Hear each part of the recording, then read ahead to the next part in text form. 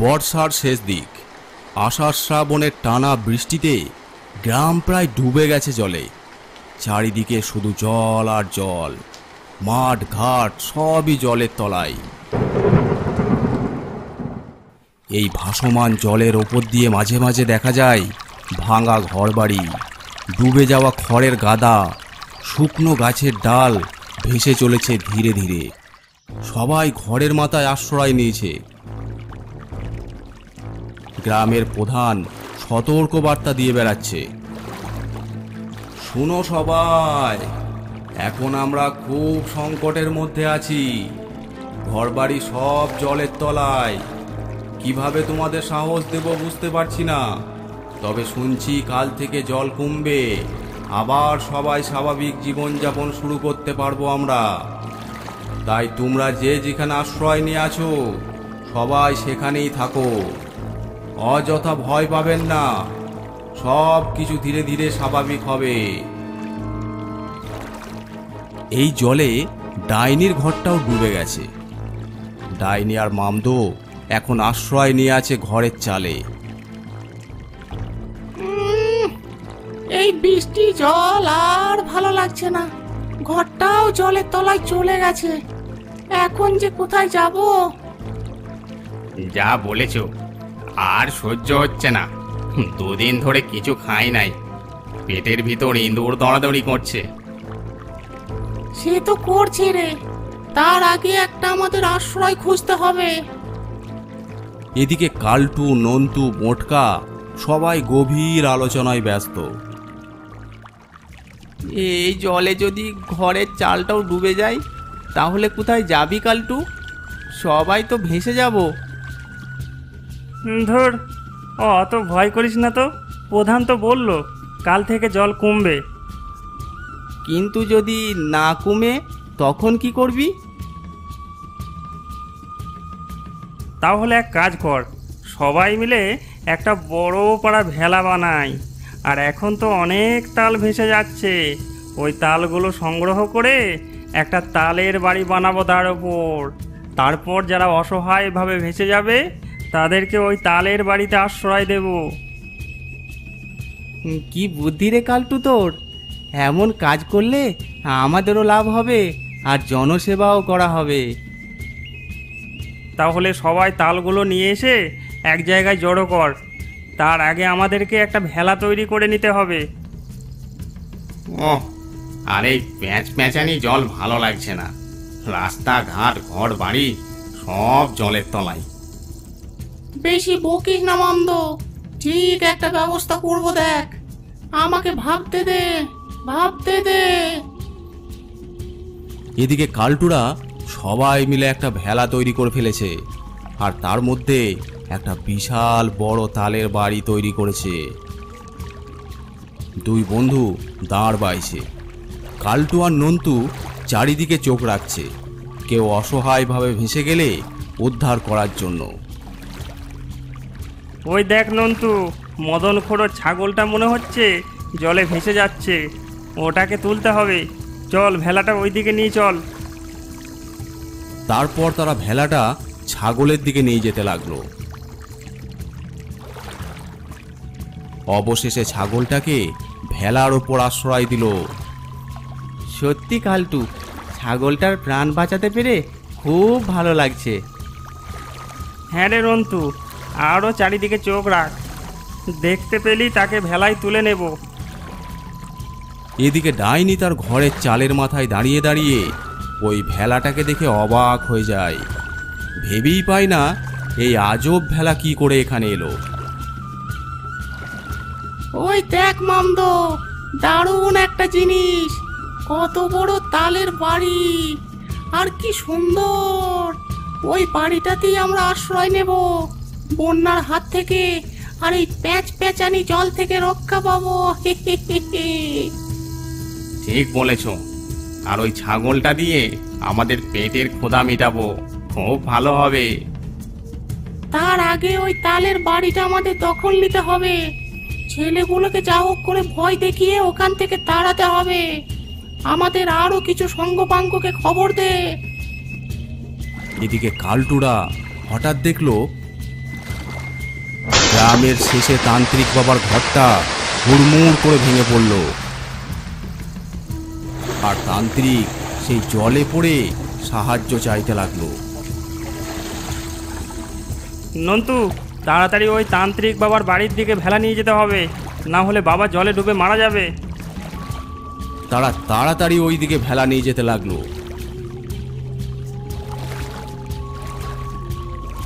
তারপর খুব সাবধানে বাবাকে ভেলায় তুলল। তান্ত্রিক বাবা অনেক কাহিল হয়ে পড়েছিল, তাই সবাই মিলে তাকে নিয়ে তালের বাড়িতে শুয়ে দিল। তারপর আবার ভেলা চলতে লাগলো। কালটু, এই বৃষ্টি বাদলে খিচুড়ি রান্না করলে কেমন হয়? ভালোই হবে তো, কিন্তু রান্না করবি কোথায়? তান্ত্রিক বাবাও ক্লান্ত, উনিও বোধহয় দুদিন কিছু খায় নাই। চাল ডাল সবই তো এনেছি, দেখ কোথাও একটু ডাঙ্গা পেলে ওখানে রান্না করা হবে।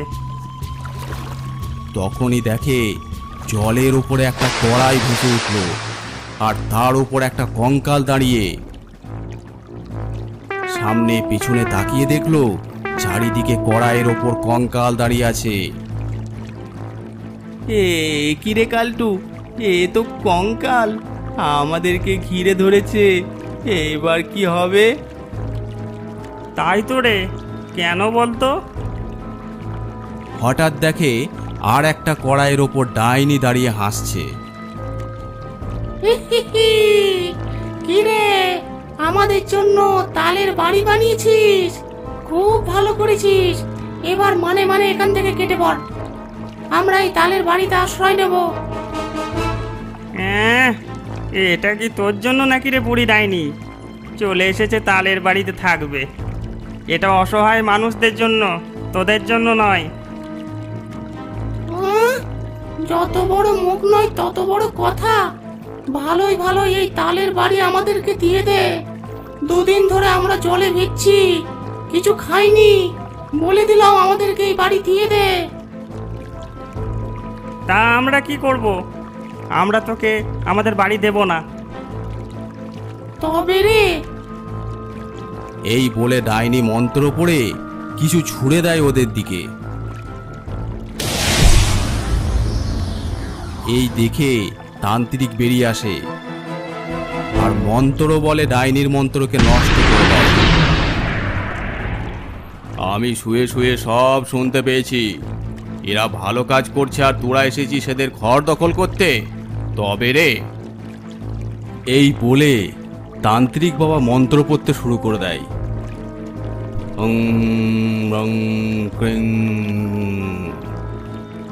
ওরে বাবা রে, এ আবার কোথায় ছিল? তাড়াতাড়ি পালা মন্দ, তাড়াতাড়ি পালা। সাথে সাথে সবাই উদাও হয়ে যায়।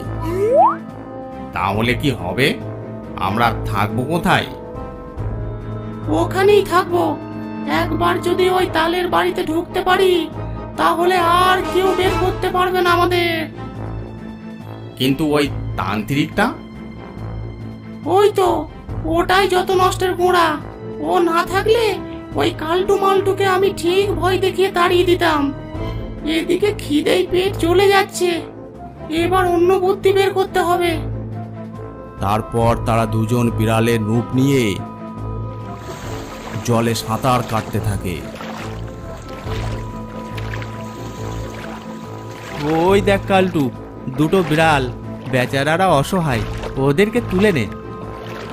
হ্যাঁ, ঠিক বলেছিস। বাবা কালটু, ওরা বিড়াল নয়, সেই ডাইনি আর মামদো। এই দেখো।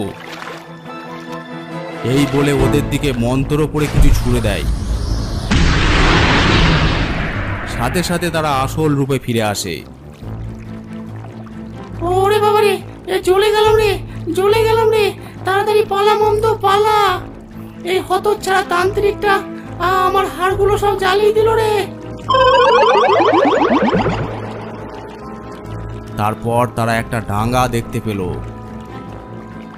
ওই দেখ কালটু, ওই গাছতলাটা জলের ওপর, চল ওখানেই খিচুড়ি রান্না করি।